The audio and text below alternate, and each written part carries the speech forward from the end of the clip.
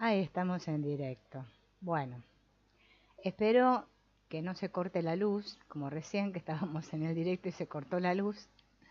Era corto el directo, para terminar un libro nada más, pero este es un poquito más extenso, así que si ustedes ven que se apaga todo es porque se cortó la luz. Bien, habíamos quedado en qué quiere decir pensar. Pensar supone comparar una cosa con otra, una proposición con otra. Si el instrumento mental del hombre solo puede decir sí, las comparaciones son imposibles. Pensar es elegir. Elegid hoy a quién habéis de servir. Tienes una elección entre dos cosas. A una le dices sí y a la otra le dices no. Por ejemplo, cuando preguntas ¿por qué?, que es la pregunta típica que hacemos todos cuando nos pasa algo, estamos buscando una razón. Y todo razonamiento implica la selección de una cosa y el rechazo de otra cosa. Sería imposible elegir y rechazar si tu mente no tuviera el poder de afirmar y rechazar. Tú estás en verdad pensando cuando tus pensamientos son positivos, constructivos, armoniosos. Cuando rechazas todos los temores y consideras la realidad de tus deseos sabiendo que existe Dios en todas las profundidades de tu subconsciente y que responde a tu pensamiento y que su poder llevará tus pensamientos a buen término. Tú estás en verdad pensando cuando tu razón elabora con cuidado en tu mente y rechaza toda idea indigna de una mente dedicada a la paz y la armonía. Tú estás de verdad pensando cuando te das cuenta de que hay una solución, un camino para salir. Y sabes que una sabiduría subjetiva responderá a tus pensamientos creativos cuando te liberes del miedo. Si estás preocupado, temeroso o ansioso, no estás pensando en el verdadero sentido de la palabra. Es la mente pequeña la que piensa dentro de ti. Piensa en todas las cosas que te resultan agradables y con las que te has relacionado bien, en vez de pensar en lo negativo. ¿Bien? O sea, ¿qué pienso cuando estoy pensando con Dios? Digamos, para ser más sencillo, ¿no? Bien.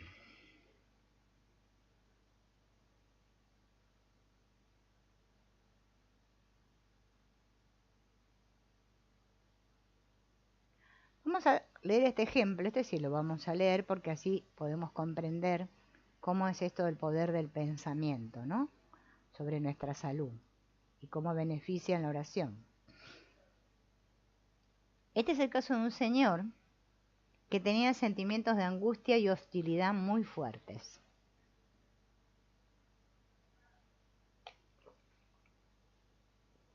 Y dijo, el médico me dijo que tengo una úlcera gástrica. ¿Usted cree que mi rencor es la que causó mi úlcera? Bien. Durante la conversación descubrí que en verdad sufría de una reacción emocional hacia un socio de su compañía, porque parece ser que este socio se burló de una sugerencia que había presentado en la mesa directiva y lo puso en ridículo durante mucho tiempo. Todas nuestras emociones, cuando se reprimen, necesitan una salida orgánica y así aparecen enfermedades como la úlcera, la migraña, la artritis. Entonces, este hombre había permitido que el otro le robara la paz interna, la salud, la alegría y la eficiencia intelectual. ¿Qué procedimiento se siguió para que sanara? Bien, que percibiera con claridad que él debía quemar, calcinar, destruir y aniquilar sin piedad todos sus pensamientos negativos de su cabeza, porque todos esos pensamientos eran lo que les estaban produciendo este trastorno. Se dio cuenta de que su socio no tenía el poder para perturbarlo, ni irritarlo, ni molestarlo. Esa es la parte más difícil, porque nosotros le damos nuestro poder al otro para que nos haga sentir mal. O sea, más allá que el otro puede decir cosas que sean ofensivas y lo que sea, o nos haga cosas, nosotros le damos el poder, se lo regalamos, ¿no? Y él se dio cuenta de esto. Entonces dijo, no le daré nunca a nadie más en mi vida el derecho o la posibilidad de lastimarme. Ahora entiendo que nadie posee tal poder. Esta frase, ¿sí?, como se puede advertir con facilidad, el 51% del proceso de sanar fue, digamos, lo más sencillo. Él sabía que había estado albergando en su mente todos estos criminales, asesinos y malestares que le quitaban la calma, la serenidad y la paz. Todos estos pensamientos destructivos fueron los que le produjeron la úlcera. ¿Bien? Eran como ladrones que le robaron su salud. Entonces, ¿qué es lo que hizo? Aparte de darse cuenta de esto que ya dijimos, oró varias veces al día de la siguiente manera. Mi socio, fulanito, es amable, colaborador y agradable. No me ha herido, molestado, confundido. Me absuelvo de haber mantenido pensamientos rencorosos y de odios contra él. Él está colmado de paz, alegría y amor.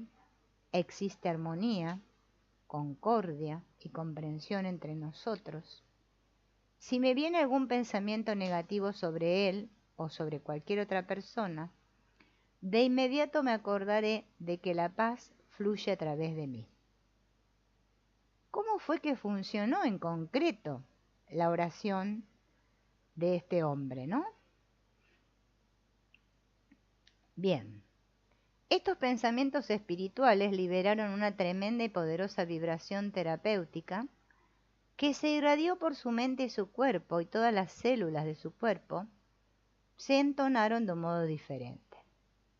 Las vibraciones espirituales destruyeron las pautas negativas que estaban implantadas en su mente subconsciente y experimentó un cambio. Bien, así que pocos meses después se había curado. ¿Notas en la relación con tus parientes, familiares o, bueno, amigos, que hay rencor, fricción? Todos estos desajustes son el resultado de todas esas malas compañías que tenemos en nuestra mente. Cuando éramos niños, nuestra madre nos aconsejaba que no saliéramos con malas compañías. No sé si se acuerdan. Y si desobedecíamos, era muy posible que nos llevaran a un castigo. Bien, esa de una manera parecida es que yo no tengo que permitirme ingresar en los oscuros callejones de mi mente en compañía del rencor, de la mala voluntad y el odio. Ellos son los ladrones de mi mente, que me roban mi armonía y mi paz y mi salud. Entonces tengo que evitar, ¿sí?, entrar por esos callejones. Bien. Entonces es bueno convertir en una práctica esto de tener pensamientos armoniosos, podríamos decir. Bien. Y elegirlo. Y démonos cuenta que yo elijo a qué amo, quiero servir. Debemos abandonar nuestras creencias, opiniones y teorías falsas y cambiarlas por la verdad que nos hará libres. No somos víctimas de nuestros 5 sentidos, ni somos controlados por factores externos o por el ambiente. Todo es una actitud mental. Nuestros propios pensamientos y sentimientos son los que crean nuestro destino y determinan nuestras experiencias. Entonces basta de culpar a los demás. Fundamental.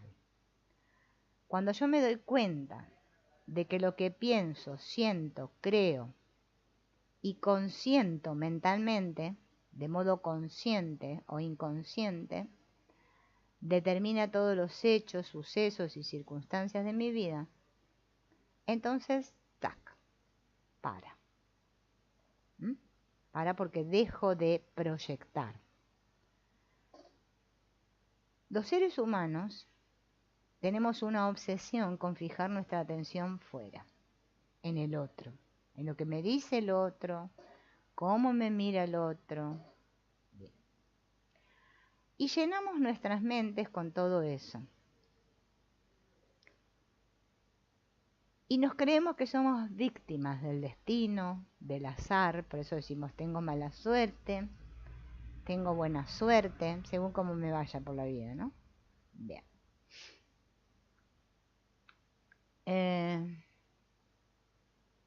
Todo esto es falso y es lo que hacemos durante todo el día, sin embargo. Así es como nuestra mente se llena de supersticiones, de extrañas ideas, de miedos, de angustias, de complicadas concepciones filosóficas sobre seres malignos, demonios y poderes maléficos. Fíjense en que eso a la gente le encanta. Sí, que el otro me hace daño. La tenemos con él. Bien, entonces me tengo que deshacer de todo eso y comprender que somos nosotros quienes creamos aquí y ahora nuestro propio infierno y nuestro propio cielo. Podemos influir en nuestro subconsciente de forma positiva o negativa. Porque el inconsciente es amoral, no tiene moral, no sabe lo que está bien ni lo que está mal. Es impersonal, no sabe que hay personas. No tiene ética, no tiene sentimientos. De ahí que si nuestros pensamientos son perversos, las leyes de nuestro subconsciente automáticamente llevarán estos pensamientos a que los experimentemos. Si nuestros pensamientos son buenos, también llevará a que los experimentemos. Esto se llama ley de causa y efecto. Bien, nadie puede escapar a la ley. La causa es el pensamiento y el efecto es la reacción automática de la mente frente al pensamiento. Nuestra retribución o nuestro premio depende de cómo utilicemos nuestra mente. Si yo tomo una decisión mental errónea, estoy provocando la respuesta matemática y justa de la ley y experimentaré una pérdida como consecuencia de mi juicio y decisión equivocada. Eso es volver a tomar el poder, volver a la mente, ¿no? Dios no castiga. Eso es mentira. Solo yo me causo daño a mí mismo. Es una ley infalible. A ver. Acá hay una oración, una frase, de Omar Khayyam, que dice: yo envié mi alma tras lo invisible eterno, del más allá una carta buscando descifrar. Tras una larga angustia de mi conflicto interno, vuelve y me lee: mira, yo soy cielo e infierno. Profunda eso, ¿no? ¿Cuál es el poder transformador que tiene la oración? ¿No?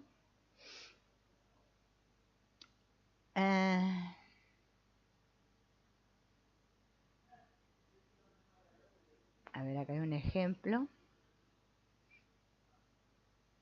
¿no? Voy a leer el ejemplo porque así entendemos lo que dice el autor, ¿no? Recuerden que el autor de este libro es Joseph Murphy, autor de muchos otros libros, ¿no? Que ya los hemos nombrado la otra vez. Y este es el ejemplo de un joven ingeniero que dijo: mi jefe era un ignorante, así que me fui de la empresa. Conseguí otro trabajo, pero me fue mal. Este sitio es mucho peor. Este joven tenía un padre que podríamos calificar de dominante, tirano, estricto. En su juventud mantuvo un gran resentimiento contra su padre y no le escribió durante muchos años. y de a poco comenzó a percatarse de que se rebelaba contra la autoridad de la misma manera que se había rebelado internamente contra su padre. Y empezó a darse cuenta, ¿no?, de que estaba transfiriendo la culpa de sus propios defectos, errores y transgresiones a los demás, y que también atribuía a los demás sus propios impulsos y pensamientos inaceptables, ¿no? Por eso yo, bueno, ahora que estamos llegando a este punto, ¿no?, de este libro, siempre recomiendo el trabajo de Byron Katie, aunque parezca pesada, pero háganlo, porque ahí ustedes se enfrentan con sus propios pensamientos, los ven escritos en el papel y se dan cuenta que todo eso que le reclamamos a los demás o proyectamos en los demás está en nuestra mente. Es que la mente es muy traviesa y muy rápida, entonces es muy difícil encontrar, verla realmente. Entonces, ¿qué hizo este joven cuando se dio cuenta de esto? Decidió rezar mañana y noche de la siguiente manera: deseo para todos los trabajadores de la planta donde yo trabajo salud, felicidad, paz y que sean ascendidos. Mi jefe me felicita por mi desempeño. A menudo recreo en mi mente esta imagen y sé que esto sucederá. Soy amable, cortés y colaborador. Practico la regla de oro y de corazón trato a todos de la misma forma que me gustaría que me trataran a mí. La inteligencia divina me dirige y guía durante todo el día. Estoy mejorando en todos los aspectos. Esa es la oración que él hacía a la mañana y a la noche. ¿Mm?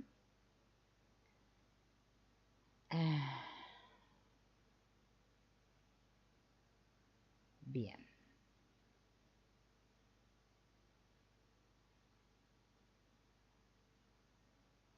Te imagines lo que te imagines, siempre existe la reacción emocional correspondiente.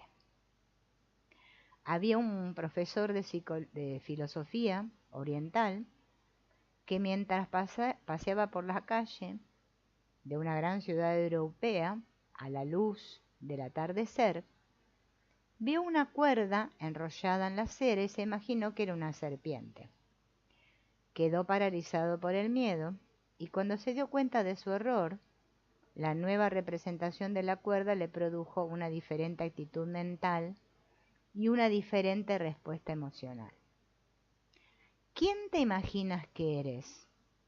¿Cómo te imaginas que será tu vida? Según sea tu imaginación, así será la respuesta. ¿Bien?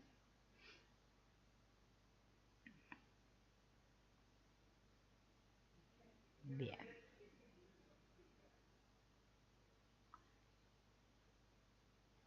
A ver.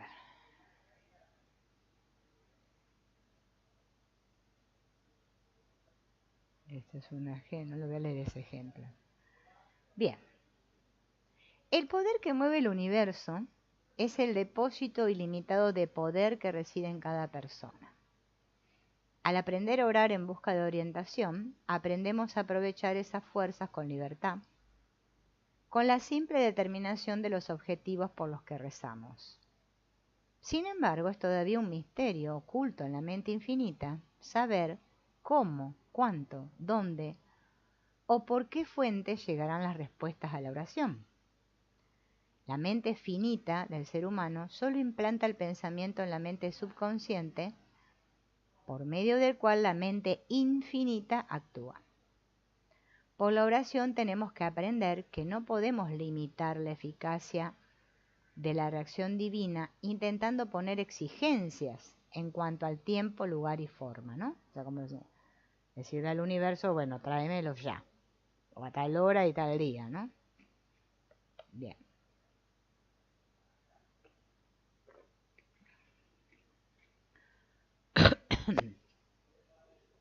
A ver. Bueno, acá hay un ejemplo.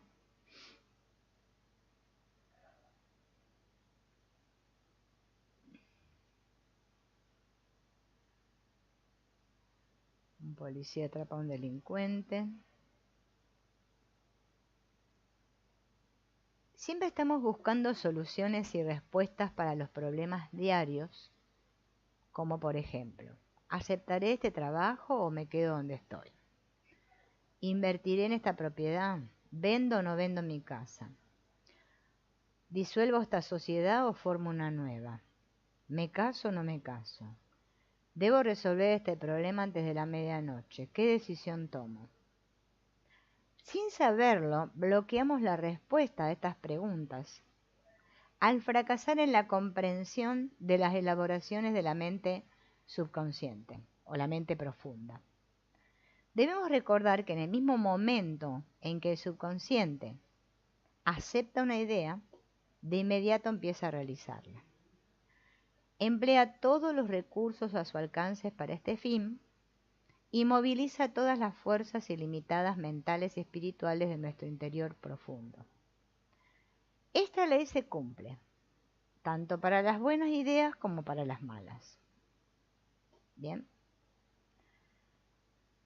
La respuesta correcta es ineluctable cuando nuestros pensamientos son constructivos y afectuosos.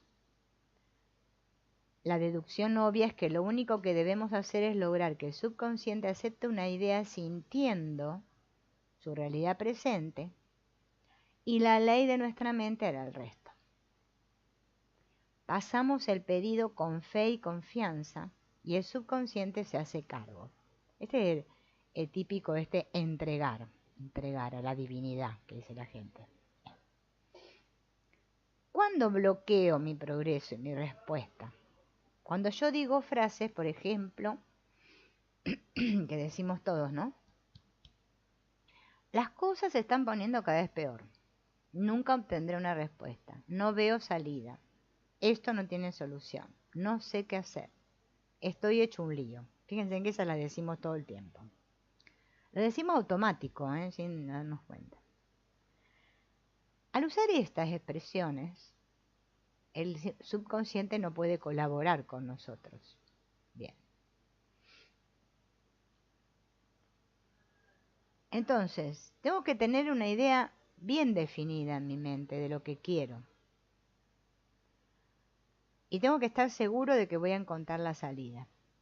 Entonces, la inteligencia infinita en el subconsciente conoce la respuesta y cuando nuestra mente consciente alcanzamos la conclusión específica, nuestra mente ya está convencida y entonces sí se realiza tal cual yo lo pido. ¿Mm? Bien.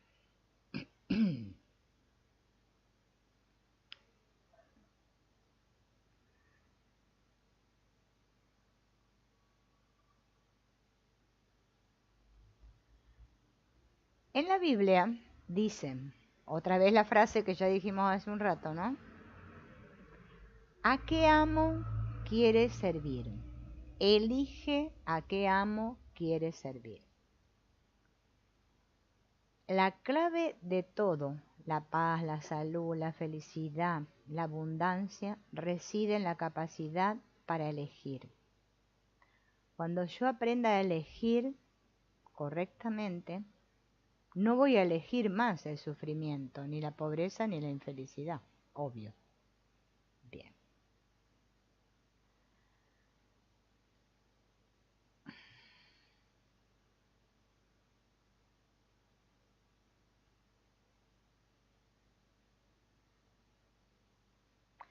El inconsciente o subconsciente razona de manera deductiva, solo ve el fin y por lo tanto lleva la característica de la premisa a una conclusión lógica y secuencial en la mente consciente. Bien. Cuenta acá el autor que él cuando tenía 11 años se había perdido en la selva. Claro, cuando se encontró perdido se sintió miedo y entonces comenzó a pedirle a Dios que lo guiara para salir. De repente lo asaltó una corazonada muy fuerte que lo llevó a tomar el camino en una determinada dirección. Esta tendencia interna del subconsciente, esta pulsión, movimiento que siguió, era la correcta y de modo milagroso llegó a la salida. Esta pista fue iniciativa de la mente subconsciente que conocía el camino para salir de la selva. Muchos de nosotros vivimos en una selva mental de pensamientos confusos, aterradores y neuróticos. Entonces tenemos que enseñarle al subconsciente, o sea, reeducarlo, para que trabaje a nuestro favor y no en contra, ¿no? Que es como trabaja. Bien. Podríamos contemplar la mente subconsciente como si fuera la Tierra. En la Tierra sabemos que están todos los elementos esenciales para el crecimiento, ¿no? Pero entendamos también que son las características de la Tierra las que harán producir, sabiendo que lo producido no tiene en absoluto nada que ver con esas características. No le importa a la Tierra que se trate de una hierba maligna o de una orquídea. Se infringirían todas las leyes de la naturaleza si la Tierra dijera, no, yo a las plantas ponzoñosas no las voy a hacer crecer y a las buenas sí. Lo mismo es verdadero para la mente subconsciente.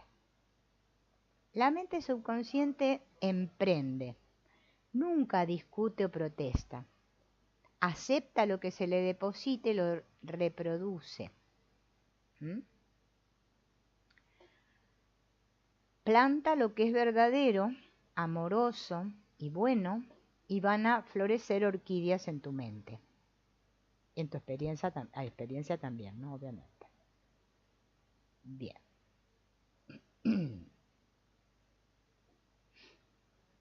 A ver.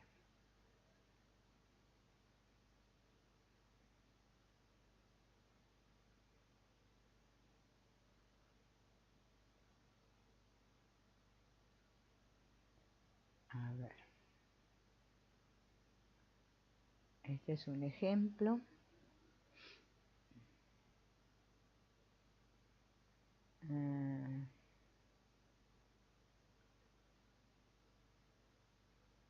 A ver. Esta es una ley que se llama la ley del esfuerzo invertido. Vamos a ver de qué se trata.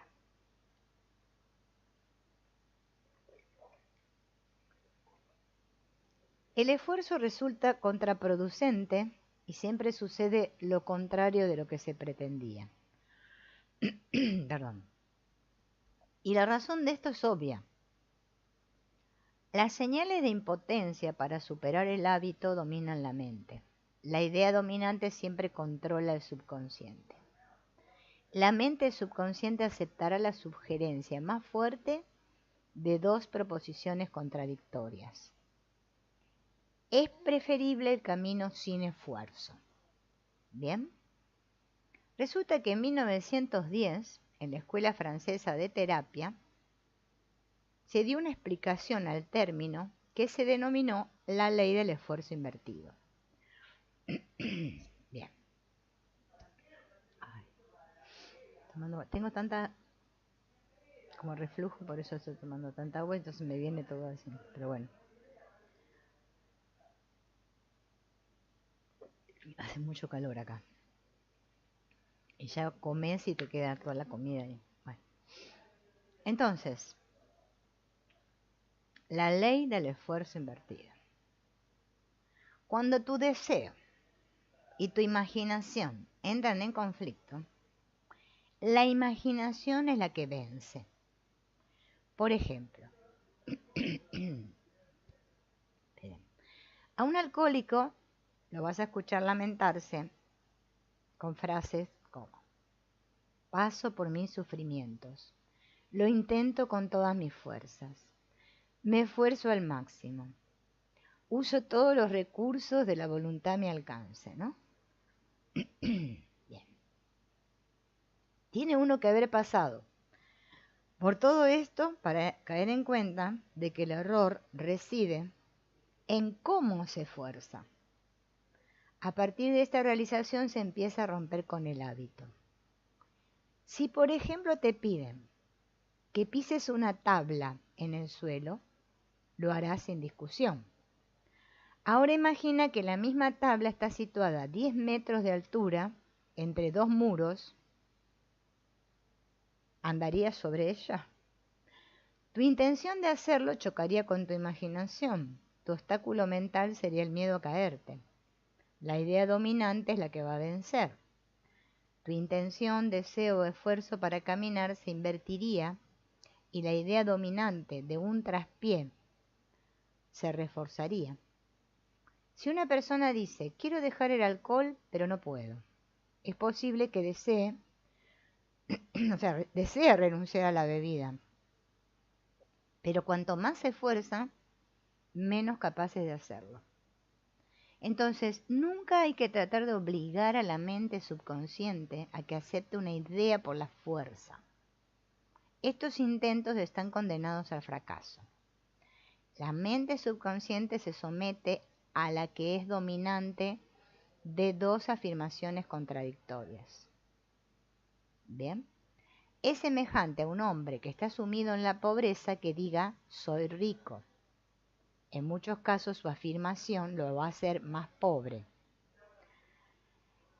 La simple razón de ello es porque su pobreza es mucho más grande que su creencia en la abundancia que pregona, pero de la que carece cada vez que dice esa frase. Este ejemplo ilustra la ley del esfuerzo invertido.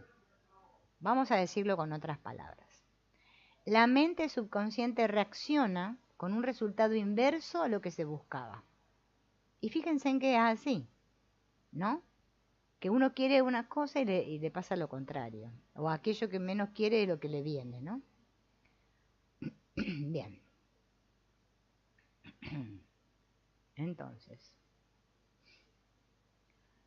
vamos a ver un caso. Este es el caso de una persona alcohólica que dice, no beberé una gota de licor durante 6 meses y disfrutaré este triunfo. Todos mis amigos me felicitarán y alabarán mi fantástica fuerza de voluntad. Luego añadió, luego un impulso incontrolable se apoderará de mí y estaré borracho durante 2 semanas. En verdad, esto le había sucedido cada tanto. Los esfuerzos de su voluntad suprimían por un tiempo el deseo, pero los esfuerzos continuos para negar sus múltiples impulsos terminaban por empeorarlo todo. Los repetidos fracasos lo convencieron de que era un caso perdido e impotente para controlar su necesidad u obsesión. Esta idea de impotencia sirvió de fuerte sugestión para su mente subconsciente, incrementó su impotencia y convirtió su vida en una sucesión de fracasos. Entonces, ¿qué es lo que tuvo que aprender este hombre? A armonizar las funciones de las mentes consciente y subconsciente.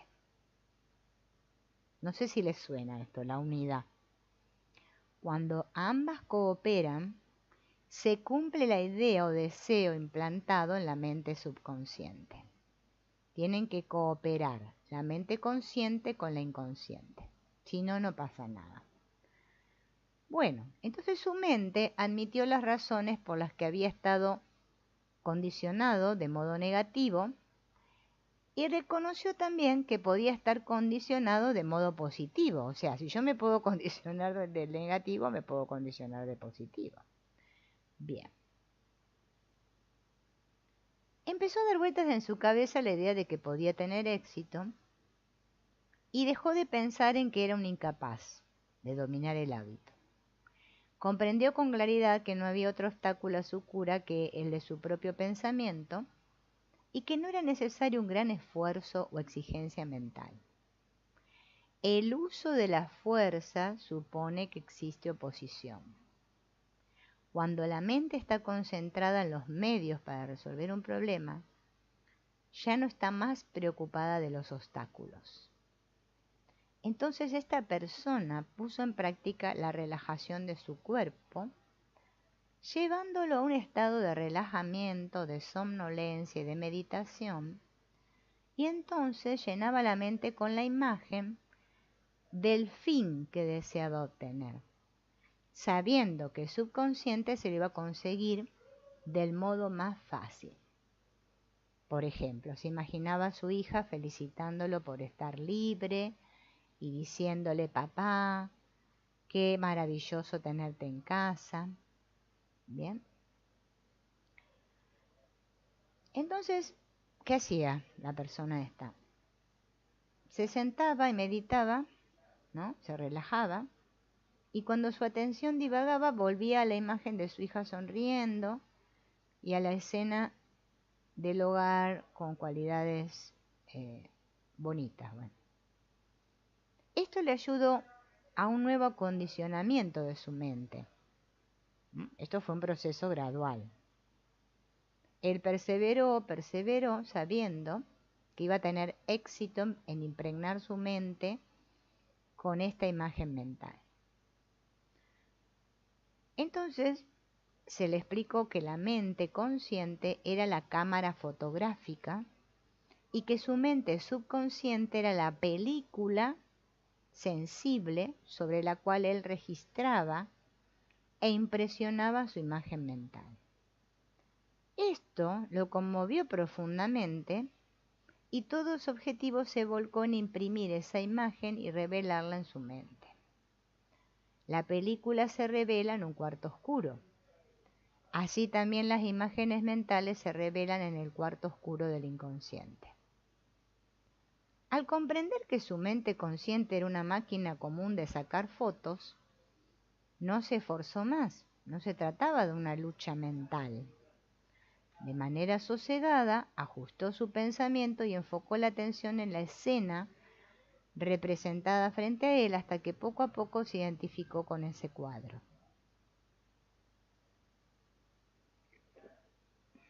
Bien.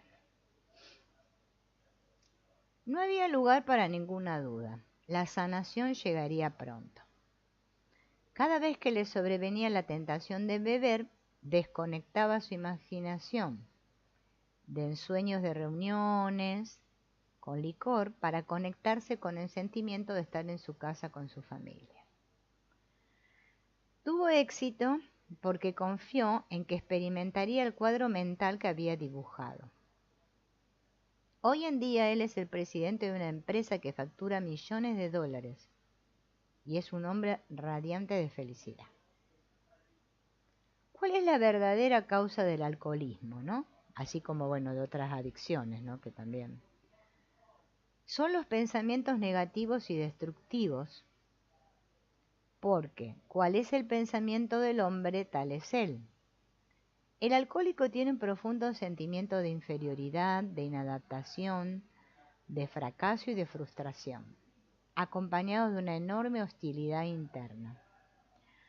Tiene incontables pretextos para justificar su afición a la bebida, pero la única razón válida se funda en la vida que imagina. Si eres alcohólico, reconócelo y no eludas la cuestión. Muchos alcohólicos continúan así porque se niegan a admitir su alcoholismo. Su enfermedad se funda en la inestabilidad y en el temor interno. Se rehúsa a enfrentar la vida y huye de sus responsabilidades a través de la botella. Lo significativo del alcohólico es que carece de libre albedrío. Piensa que goza de libertad y alardea de su fuerza de voluntad. El bebedor dice: ya no volveré a beber nunca más, pero no tiene fuerzas para respaldar esta afirmación. En cuanto se dan cuenta de que el problema del alcoholismo radica en que ellos se crean el problema y viven en la propia prisión psicológica de temores, falsas creencias, rencores y hostilidades, entonces están preparados para un nuevo acondicionamiento de sí mismos para reaccionar de modo constructivo. En el momento en que expresan un deseo sincero de liberarse de los anteriores hábitos, están en un 51% curados. Bien. Ahora vamos a ver un programa de oraciones para eliminar obstáculos mentales. ¿Bien? Creen que voy a tomar de vuelta.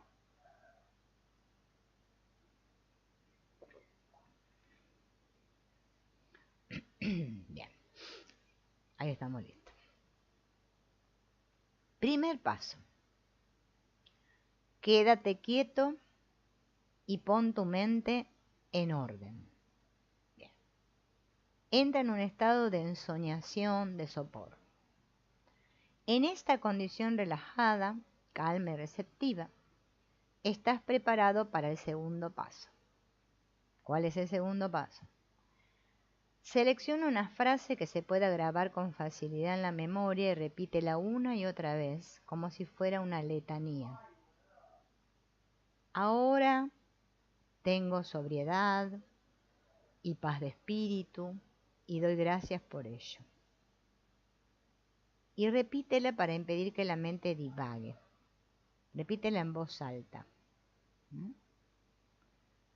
Esto ayuda a que penetre en la mente subconsciente. Te encontrarás con una respuesta emocional profunda de tu mente subconsciente. Tercer paso. Antes de irme a dormir, practico lo que Goethe, el que escribió el Fausto, solía hacer. Imagina a un amigo o a un ser querido frente a ti. Tus ojos están cerrados. Estás relajado y tranquilo. La persona delante de ti está de manera subjetiva presente y te dice: felicitaciones. Ve su sonrisa y escucha su voz. Toca su mano y su cara. Todo parece tan real y vívido. La palabra felicitaciones implica libertad total. Escúchala una y mil veces hasta que obtenga la respuesta que te satisfaga. Bien, esta técnica hay que usarla 4 veces al día. Especialmente acordarse de por la noche también. En el que hay que a la noche imaginar la victoria. Contempla la realización y cumplimiento de tu deseo. Mantén tu fe en cada paso de este camino, sabiendo que si has imaginado y sentido el final, también has querido los medios para la conclusión con éxito. Bien.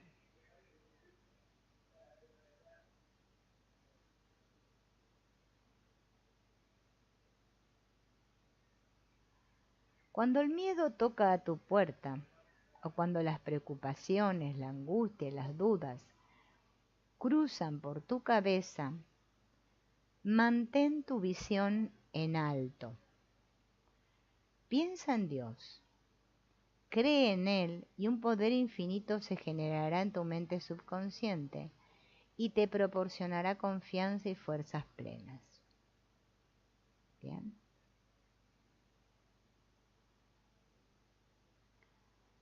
Es importante, además de todo esto que venimos diciendo, estar en paz con todo el mundo. Como enseñó Jesús, que antes de entrar a la habitación a orar, ¿no? Primero hay que dejar estar en paz, no entrar con un resentimiento ni con un rencor. Así es como las oraciones funcionan. Bien. Hace poco, cuenta acá el autor, que una persona fue a su despacho de muy mal talante. Un compañero de trabajo había hecho circular el rumor de que él había falsificado algunos informes.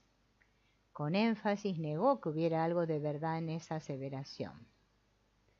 Le aseguré que lo que decía su compañero equivalía a una mentira y que una mentira no se sostiene frente a la verdad. Entonces le aconsejé que se sosegara y que con calma reivindicara que existía una perfecta armonía, concordia y entendimiento entre los dos. Con rapidez se dio cuenta de dónde estaba el punto y afirmó que su camarada conocía la verdad.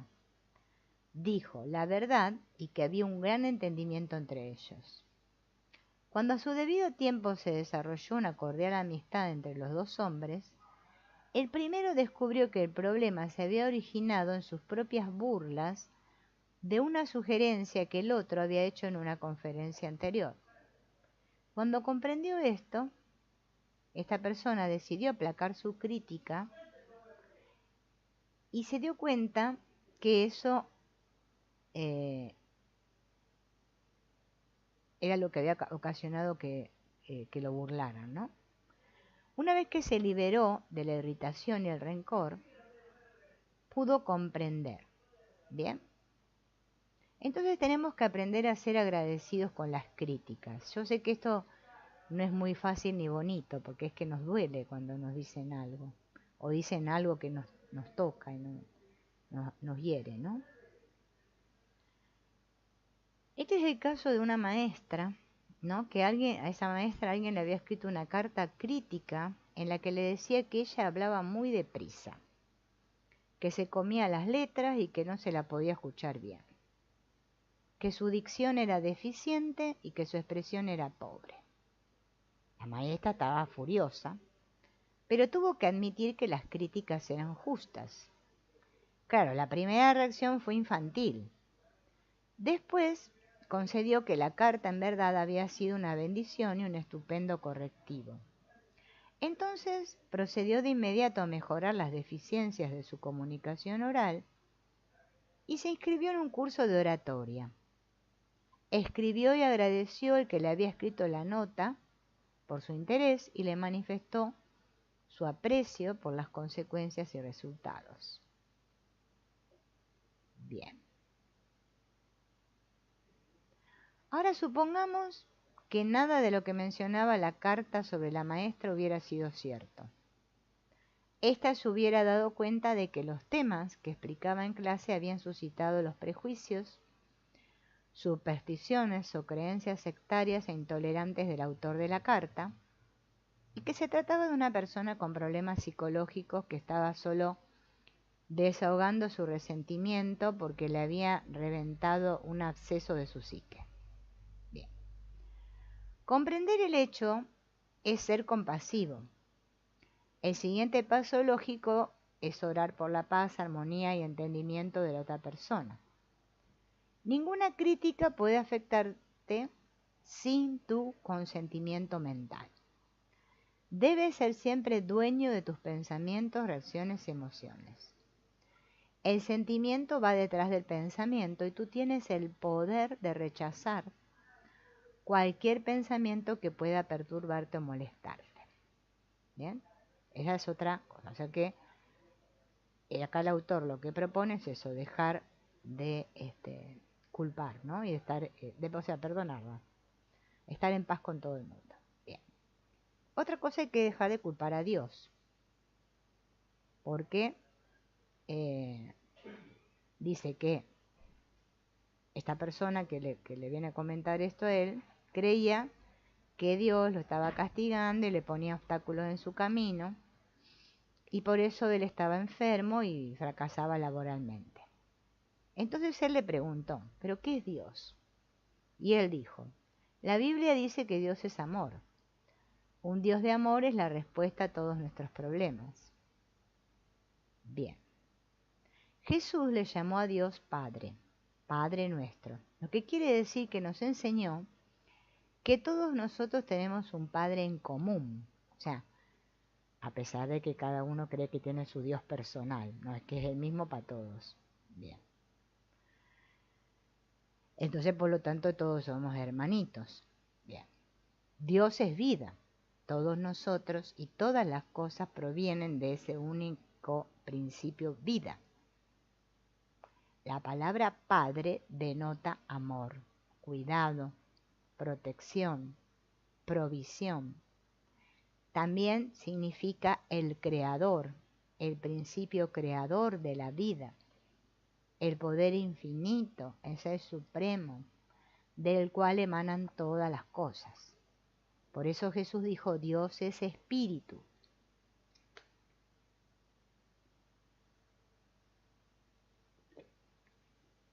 Ahora, ¿qué pasa? Yo no puedo ver el espíritu, porque el espíritu no tiene forma ni figura. Tampoco puedo ver mi mente. Mi espíritu es Dios dentro de mí. Dios está dentro y fuera de cada uno. porque Dios, ¿no?, es la vida. Dios está en nuestra mente. Localiza a Dios dentro de ti. Entonces, cuando dice cielo, esto representa el poder espiritual invisible sin cara, sin forma, sin figura. El Padre que permanece en mí es el que realiza las obras. Por ejemplo, cuando yo aparto una silla, no es mi cuerpo el que lo hace, sino el espíritu en mi interior, el poder creador o Dios. Cuando camino o levanto teléfono, es la presencia invisible de Dios que obra en mí. ¿Bien?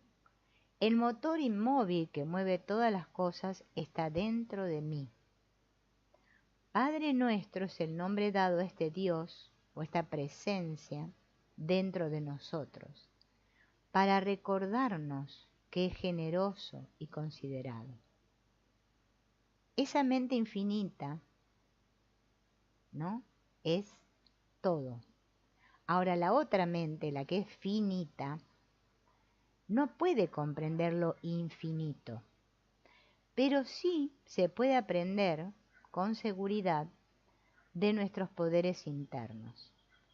Podemos aprender sobre el poder de nuestros pensamientos y sentimientos, de nuestras acciones y reacciones. Y es mucho lo que podemos conocer sobre las leyes de nuestro propio ser. ¿Bien? Entonces, volviendo al tema del perdón, con esta persona que estaba diciendo que Dios era, que lo castigaba y qué sé yo, él le dijo: si crees que Dios es un ser cruel, tiránico y vengativo, vas a experimentar los resultados de tu pensamiento.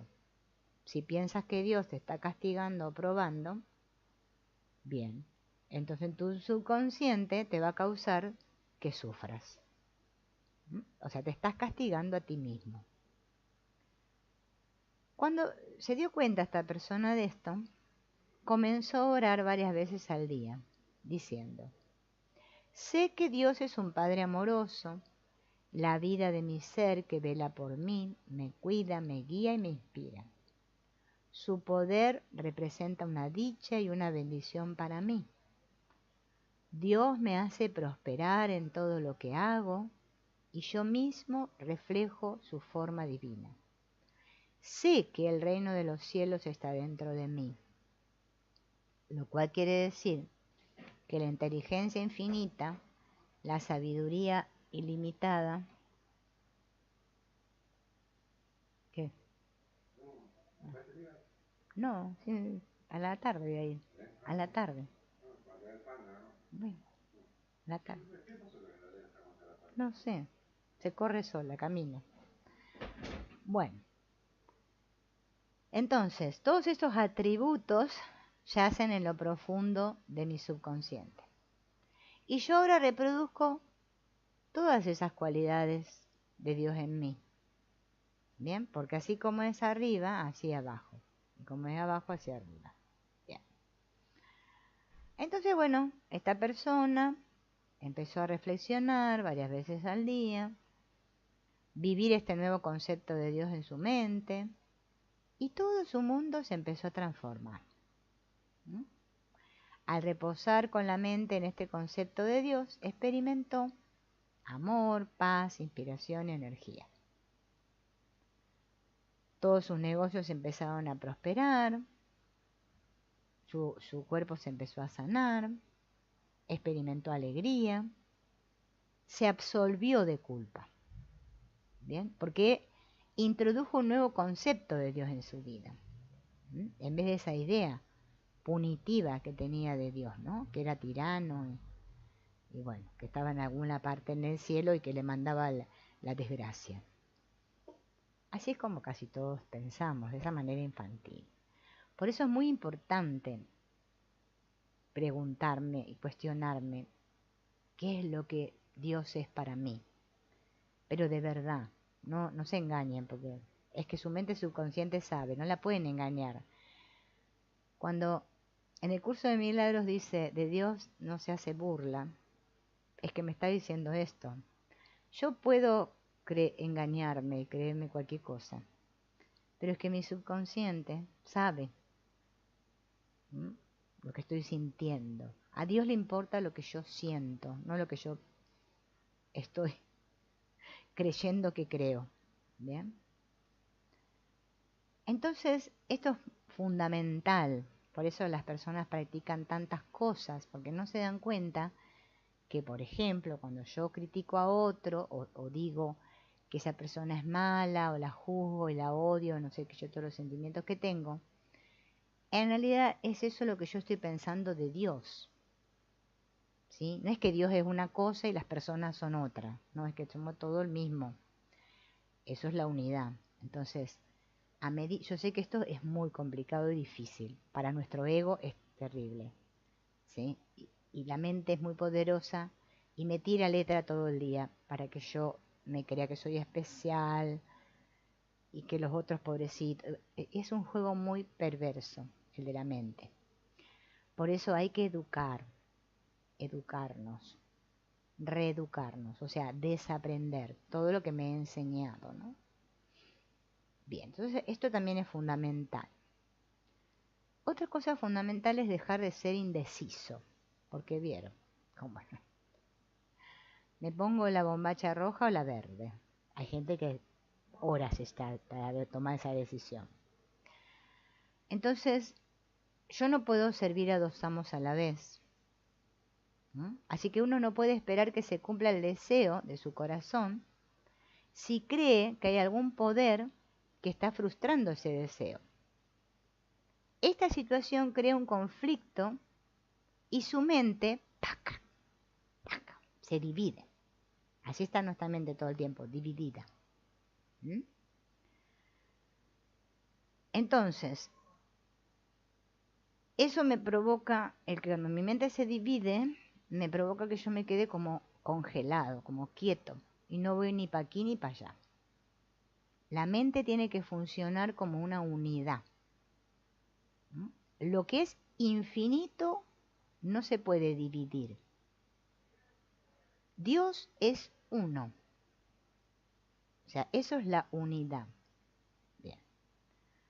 No hay dos infinitos, porque uno entraría en conflicto con el otro y se neutralizarían mutuamente o se eliminarían uno al otro. Tendríamos el caos en lugar del cosmos. La unidad del espíritu es una necesidad matemática. No hay oposición con el único poder. Por eso el amor no se opone a nada. El verdadero amor, no este de cursilería de acá del mundo, de me querés chuchi y todo eso. No, el amor es uno y no se opone a nada. Si hubiera algún poder que desafiara a Dios o al infinito, ya Dios dejaría de ser omnipotente. Bien. Entonces me tengo que dar cuenta de esta confusión y caos que gobierna la mente de nosotros, que creemos que hay fuerzas opuestas. Por eso cuando vemos esta imagen, ¿no?, de Dios y el diablo ahí forcejeando, bueno, Jesús, porque algunos le dicen a Jesús que es Dios, bueno, vieron que ya entramos en terreno escabroso. Dios no es Jesús, ya sabemos, ¿no? Que le digamos, bueno, pero es un símbolo. Bien. El símbolo de lo que somos todos, ¿no? Ese hijo de Dios que somos todos. Bien. Entonces, cuando en mi mente hay dualidad, o sea, fuerzas opuestas, es porque yo estoy obedeciendo a dos amos. Un poquito al ego y un poquito a Dios. Bueno, ahora con el ego, bueno, ahora con Dios, y ahora con el ego, y ahora con Dios, y así. Esto provoca un conflicto que da origen a que su poder y fuerza estén divididos. O sea, una división interna.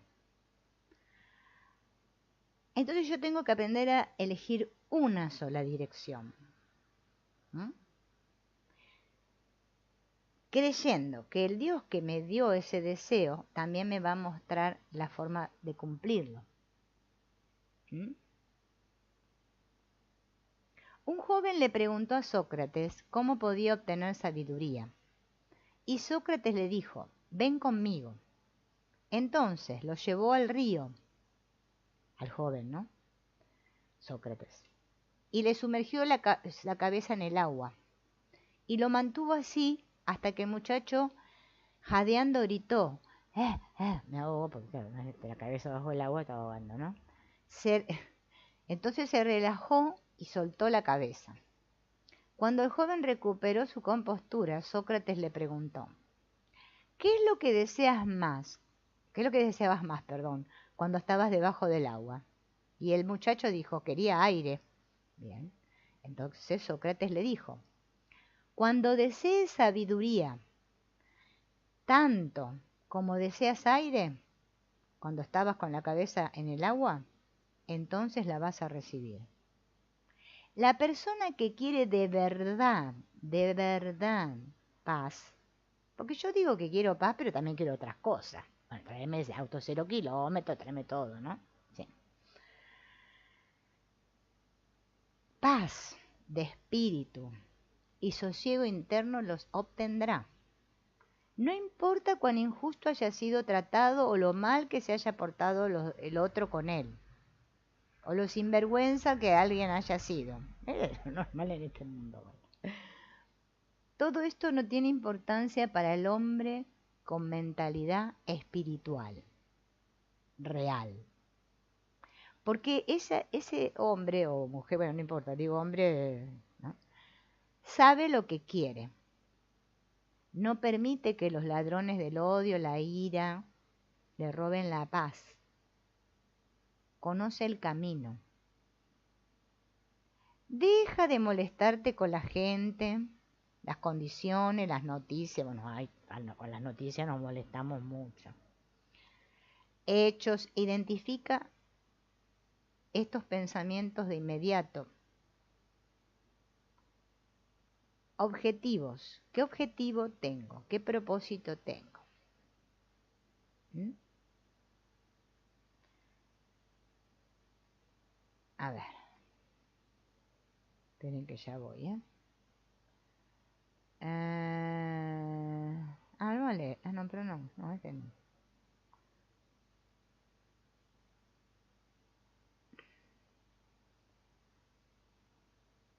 A ver, abandonar al pie del altar. Bueno, una que la abandonaron en el altar.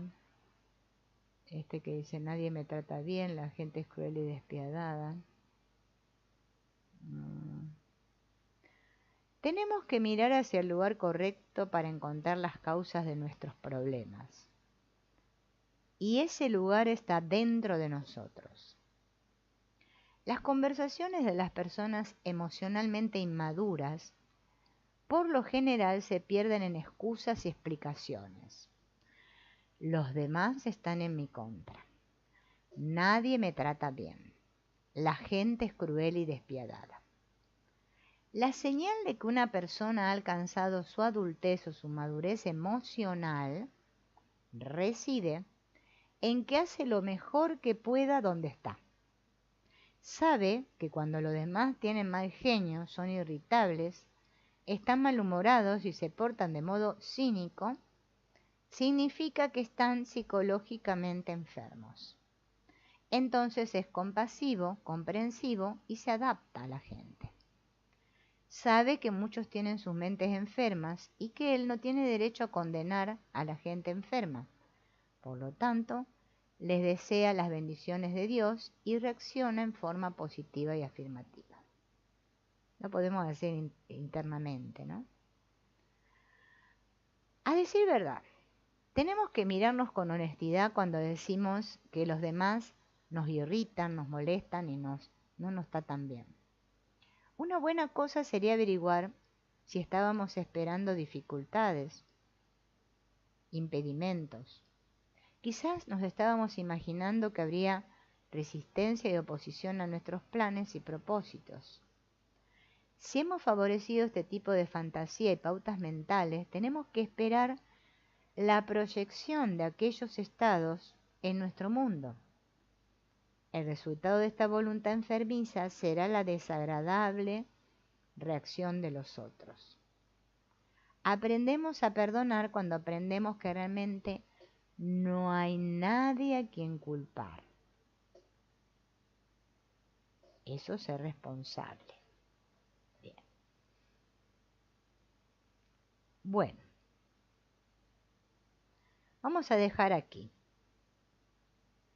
Así la próxima seguimos con el tema de la comprensión, ¿no? Bueno, hola Meya, bienvenida. Entonces, fíjense en que hoy hemos, ya el autor acá no dio como técnica, sino que, digamos, trató, digamos, todo el contexto en general de la oración, ¿no? ¿Por qué nuestras oraciones no nos funcionan, ¿no? Así que bueno, está bueno replanteárselo, ponerlo en práctica, porque si no, no sirve de nada. Y bueno, buena práctica para todos y nos vemos.